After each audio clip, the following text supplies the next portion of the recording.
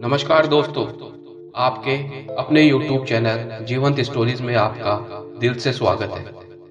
दोस्तों, आज की कहानी शुरू करने से पहले आपसे एक छोटी सी रिक्वेस्ट है। अगर आप हमारे चैनल पे नए हो, चैनल को सब्सक्राइब जरूर करिएगा। चलिए आज की कहानी शुरू करते हैं। यह कहानी है राजा विक्रमादित्य और एक तोते की। एक बार की बात है, राजा विक्रमादित्य एक दिन जंगल से होते हुए कहीं प्रस्थान कर रहे थे। तभी राजा को जंगल में एक सोने का पिंजरा दिखाई देता है। उस पिंजरे के अंदर एक रंग बिरंगा बहुत ही खूबसूरत तोता कैद था। तोता इतना खूबसूरत था कि राजा का दिल उस तोते पर आ जाता है और राजा ने उस तोते को पिंजरे से बाहर निकाल दिया। जैसे ही तोता पिंजरे से बाहर आया, तोते ने बोलना शुरू कर दिया। तोते को बोलता देख राजा आश्चर्य में पड़ गए। तोते ने राजा से कहा, हे राजन, आप मुझे छूने की कोशिश मत करना, क्योंकि मैं सत्यवादी तोता हूँ और मैं आपके और आपके राज्य के लिए शुभ साबित हो सकता हूँ। यह सुन राजा विक्रमादित्य ने तोते से कहा, मैं भी सत्य के धर्म को मानने वाला हूँ। मैं सत्य जानने से डरता नहीं हूँ। तोते ने राजा से कहा, यदि आप मुझे अपने साथ लेकर जाना चाहते हैं तो आपको इन सत्य वचन सुनने होंगे। ये तीनों सत्य वचन आपके और आपके राज्य के लिए खतरा साबित हो सकते हैं। यह सुन अब राजा को यह जानने की जिज्ञासा और बढ़ गई कि ऐसे एक सत्यवादी तोता उसके राज्य के लिए खतरा साबित हो सकता है। राजा ने तोते से वादा किया कि वह तोते के बारे में किसी को भी नहीं बताएगा। तथा राजा ने तोते को अपने महल ले जाकर अपने कक्ष में रख लिया। तभी थोड़ी देर में रानी कक्ष में आती है और जैसे ही रानी की नजर उस तोते पर पड़ती है, रानी तोते की खूबसूरती देख तोते पर मोहित हो जाती है। रानी ने राजा से पूछा कि यह तोता कहाँ से आया है।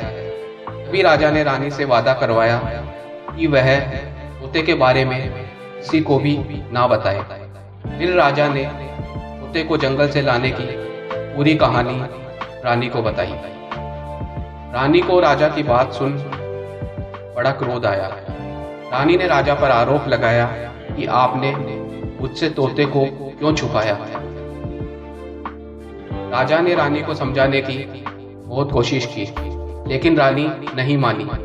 अंततः राजा को रानी को सच बताना पड़ा कि तोते को जंगल से लेकर आया हूं और यह तोते का पहला सत्य था। इतना सुनते ही राजा और रानी में बहस शुरू हो जाती है। दोनों में तू मैं होने लगती है। राजा ने सोचा कि उसने तोते को महल में लाकर बहुत बड़ी गलती कर दी है। उसे इस बात का पछतावा हो रहा था कि वह क्यों तोते को लेकर आया है। कुछ दिनों बाद राजा को अपने राज्य के बारे में एक बहुत ही महत्वपूर्ण फैसला लेना था। राजा ने अपने मंत्रियों से इस बारे में सलाह मांगी।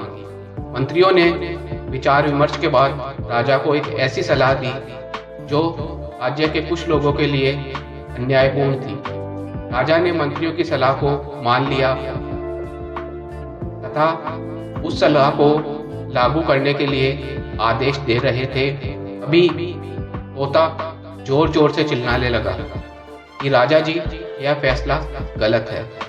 आपको निष्पक्ष फैसला करना चाहिए। राजा को न्याय करना चाहिए। किसी के साथ अन्याय नहीं करना चाहिए। यह सुन सभी आश्चर्य में पड़ गए। सारे दरबार में सन्नाटा छा गया। राजा को एहसास होता है कि तोता दूसरा सच बोल रहा है। राजा ने मंत्रियों से कहा कि इस फैसले पर पुनः विचार विमर्श किया जाए। विचार विमर्श के बाद एक न्यायपूर्ण फैसला सुनाया गया। अब राजा तथा तोते की मित्रता भी गहरी हो चुकी थी। राजा तोते की बातों को बड़े ध्यान से सुनता तथा उन बातों पर विचार विमर्श करता। एक बार की बात है, राजा रात को सो रहे थे। अभी तोता जोर जोर से चिल्लाने लगा, राजा जी, सतर्क रहें। रानी आपको जहर देकर मारना चाहती है। रानी आपको मारने की कोशिश कर रही है। राजा तुरंत अपने बिस्तर से खड़ा हुआ तथा सामने देखा कि रानी विष का प्याला लिए खड़ी थी। रानी राजा को मारकर अपने प्रेमी को सिंहासन पर बैठाना चाहती थी। इस प्रकार तोते के कारण राजा की जान बच जाती है। राजा ने रानी को अपने अपराध के लिए दंडित किया तथा तोते को अपना सलाहकार नियुक्त कर लिया। इस प्रकार सत्यवादी तोता, जो प्रारंभ में राजा के लिए खतरा साबित हो सकता था, वो तोता अब राजा का रक्षक बन गया। दोस्तों, इस कहानी से हमें यह सीख मिलती है कि सत्य कभी भी बुरा नहीं होता। सत्य बुरे वक्त में भी हमारा भला कर सकता है। अगर हमें जीवन में उन्नति करनी है तो सत्य की राह पर चलना होगा। सत्य परेशान हो सकता है लेकिन पराजित नहीं हो सकता। दोस्तों, यह कहानी अगर आपको पसंद आई हो तो इसे लाइक करें, शेयर करें तथा चैनल पे नए हो तो हमारे चैनल को सब्सक्राइब जरूर करिए। ऐसी ही एक और कहानी मैं आपके लिए लेकर आऊँगा। जब तक आप खुश रहें, स्वस्थ रहें। धन्यवाद।